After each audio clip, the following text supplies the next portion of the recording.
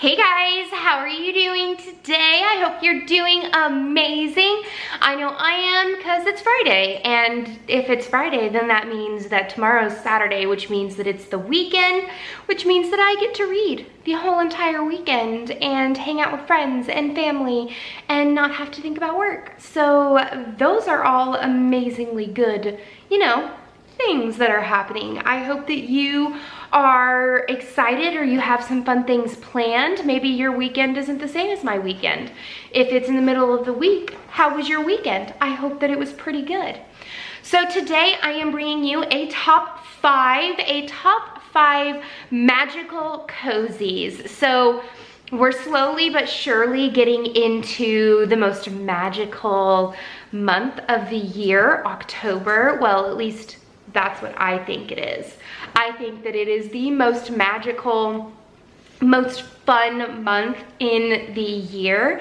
And I was going through and thinking about all different kinds of videos that I could make, and I have been reading a lot of Ellery Adams, and so I started reading her Charmed series, and I decided, you know what? I just want to talk about all of my magical cozies.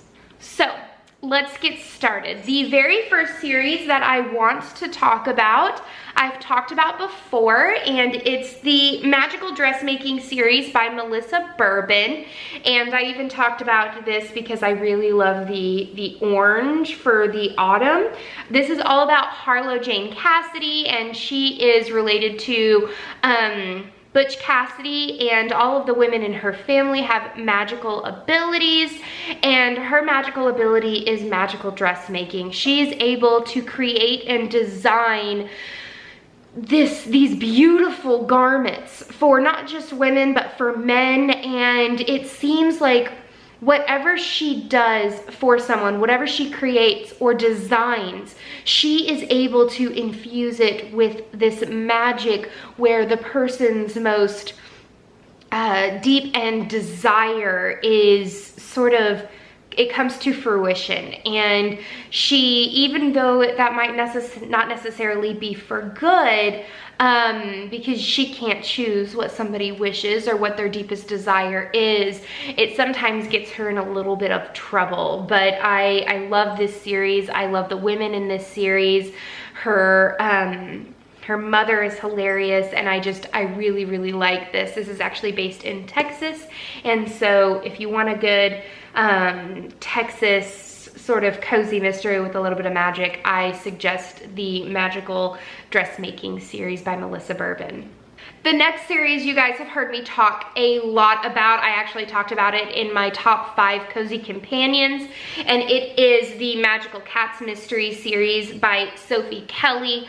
I just love the 2 kitty cats in here. I love just how, so there's Hercules and there's Owen, and they both have their own sort of magical abilities. One can turn invisible while the other one can walk through walls and substances, and they help Kathleen, who is a librarian, and they help her solve the mysteries that are going on. They have very, very persnickety and sassy kinds of personalities, but I really, really love that about them, and it's a lot of fun. So the magicalness is with the cats, it's not with Kathleen, but I love this series so very much. The next one mixes 2 of my absolute favorite themes within a cozy mystery, and that is the Magical Bakery Mystery by Bailey Cates. It brings my love of cooking cozies and baking cozies with my love of magical cozies, and I just love following Katie Lightfoot, her aunt, and their coven that they have found and created, and I love watching everything unfold and what Katie is turning into and just everything along those lines. It is such a fun read, and there is a love triangle going on in this one. So if you either A, hate the trope of love triangles, you might not necessarily like this, or B, if you love the tropes, then that trope, you might like this series. I'm neither here nor there. I mostly just really love the women within this series, and they're so much fun to read about. The next series is brand new to me, and that is the Charmed Pie Shop by Ellery Adams. I am in love with this series. So I first started reading Ellery Adams, the one that we read for the month of August, the book retreat series. I read all 4 of those that are out, and then I had you guys vote on my Instagram and on my Twitter on which one of her next series I was gonna start, and you guys all decided for Pies and Prejudice, and I was like, okay, I can do this. And I have read the first and second book. I finished the second book today and I cried, and I started the third book today. And so this is it is such an amazing, I love the fact, so the main character is Ella May, and she is moving back home after finding her husband cheating on her, and she moves back from New York to her hometown, and she's super excited to start her life anew, to really build her relationship with her mother, and to start her own pie shop. And her magic ability, she finds out, is the ability to create feelings and embed her feelings and thoughts in a pie. So let's say that she is extremely happy. She can bake happiness into the pie, and whoever eats the pie becomes extremely happy. Or she could bake in warmth.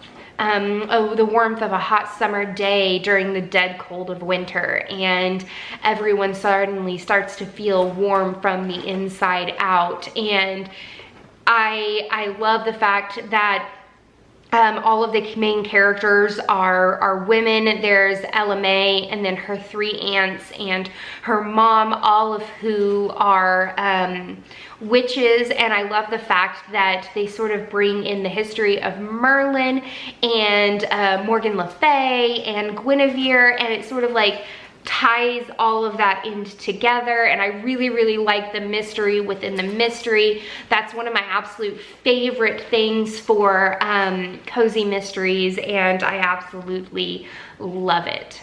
All right, so the 5th series, I haven't started, so I'm going to be honest, I haven't started it yet, but I'm super excited to start it, and it is the Magical Bookshop mystery series by Amanda Flower. I heard that it is really good. I mean, guys, there's a magical cat on the cover with a swirling staircase and like a really old cash register with antique books.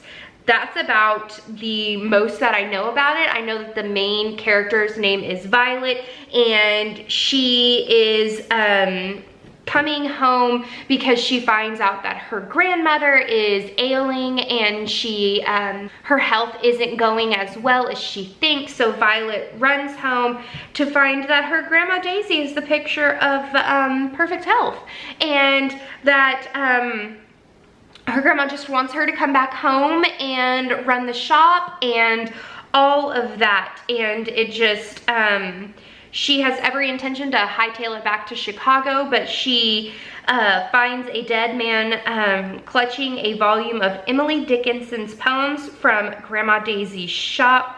And it looks like her grandmother is sort of seen as someone who might have committed some murder. It could happen, so she's got to kind of stay there to figure out what happened to clear her grandmother's name. And I love that there is a little bit of magic in it. That just sounds amazing. And the first one's called Crime and Poetry.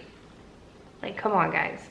You know me and my punny titles, and it's magical and it's books. Like, it like clicked every single thing, like check mark, check mark, check mark. So yeah, those are the 5 magical mystery series that I wanted to share with you. I really hope that you enjoy it. Do you guys read any magical mystery series? If so, let me know down below, because I'm on a kick for it.